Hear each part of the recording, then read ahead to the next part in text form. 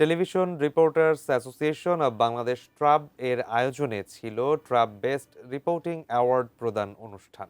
মুক্তিযুদ্ধ, সাংবাদিকতা এবং সঙ্গীতে অবদানের জন্য জাতীয় প্রেস ক্লাবে বিজয়ীদের হাতে অ্যাওয়ার্ড তুলে দেন এটিএন বাংলার উপদেষ্টা অনুষ্ঠান তাশিক আহমেদ এবং বিএফইউজের সভাপতি কাদের গনি চৌধুরী। অন্যান্যদের মধ্যে এবছর এটিএন নিউজের staff reporter Sharmin Riha, ATN বাংলার বিশেষ প্রতিনিধি ইমদাদুল্লাহ বাবু, এটিএন বাংলার সিনিয়র নিউজ প্রেজেন্টার ভাবনা আহমেদ এ অ্যাওয়ার্ড পেয়েছেন। অনুষ্ঠানে বাউলদের উপর হামলা আর মব কাম্য নয় বলে মন্তব্য করে বিএফইউজের সভাপতি কাদের গনি চৌধুরী বলেন, দেশের সুস্থ সংস্কৃতির বিকাশে প্রথম ভূমিকা রেখেছেন বিএনপির প্রতিষ্ঠাতা শহীদ প্রেসিডেন্ট জিয়াউর রহমান, যা নষ্ট করে এখন মবের সংস্কৃতি চালানো হচ্ছে। মব বন্ধে সবাইকে এগিয়ে আসার আহ্বান জানান তিনি।